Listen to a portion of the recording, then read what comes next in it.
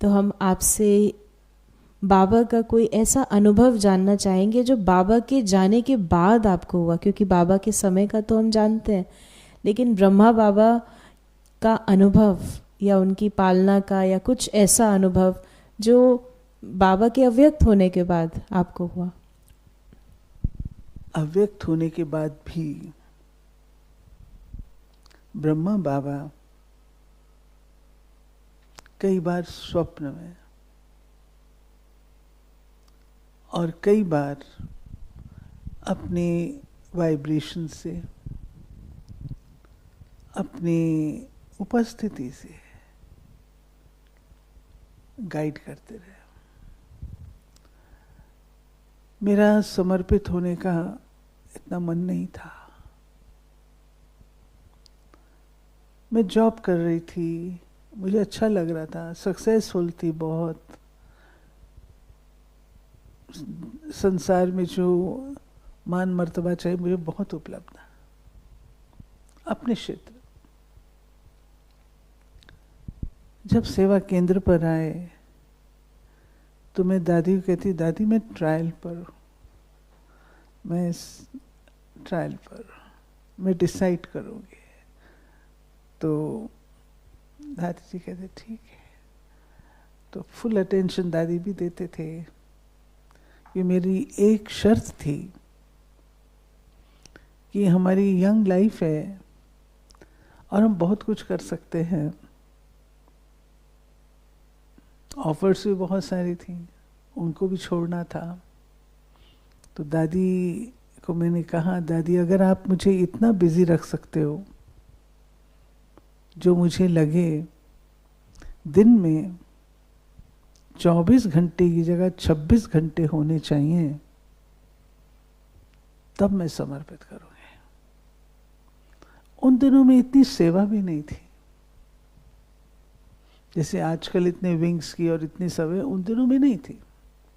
हाँ, थोड़ी सी बहनें होती थी, लेकिन इतना काम, सवेरे मुरली, शाम को मुरली, सारे दिन में कुछ खास नहीं। एक आधा कोई कोर्स के लिए आ गया, वो पर्याप्त है। इतने म्यूजियम्स भी नहीं थे। तो इतना काम तो मैं अदरवाइज भी कर सकती हूँ, जॉब में रहते भी कर सकती हूँ, ये मेरे लिए ज़्यादा नहीं है। वो जो आंतरिक द्वंद्व मेरे अंदर चलता था, सेंटर पर आओ तो कोई कुछ भी बोल देता है, मेरे को नहीं बोला, लेकिन जब दूसरों को बोलते थे और मैं सुनती थी तो मुझे घबराहट होती थी कि कल को अगर ऐसा कुछ मेरे साथ हो तो मैं क्या करूँ। तो मन को समझाते थे, वो बाबा ही समझाता था मुझको, क्योंकि मेरी तो अल्प बुद्धि है। बाबा तो प्यार का सागर है, बच्चों को जानता पहचानता है, गाइड करता है, छोटे बच्चे को सहारा देता है। तो बाबा कहता था, तुम बाबा के लिए कर रहे हो। अगर लौकिक में होते और लौकिक में तुमको ये करना पड़ता तो तुम्हारा तो कोई हिसाब किताब चुकता नहीं होता।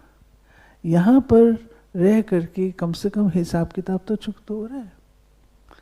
तो वो बातें ऐसे समय प्रति समय ब्रह्मा बाबा फरिश्ता। एक स्पेसिफिक कोई आप अनुभव ऐसा बताएं। मैं योग में बैठती थी,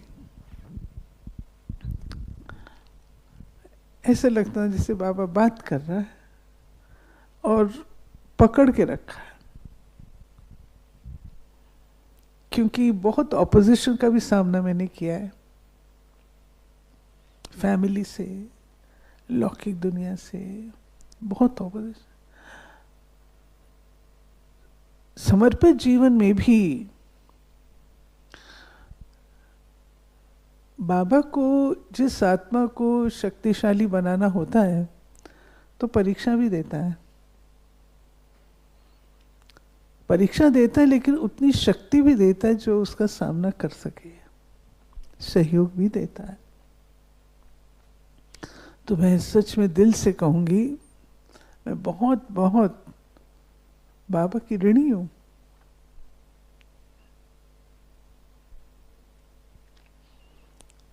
इसको मैं कहूंगी पालना।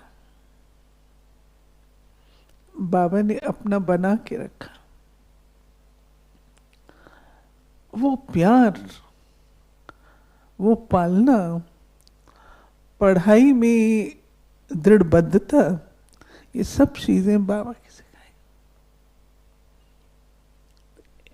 इनसे मेरे को बाबा कोई चमत्कार नहीं है, लेकिन बाबा अपना बना के जो रखा वो बाबा ने रखा, और दादियों के द्वारा।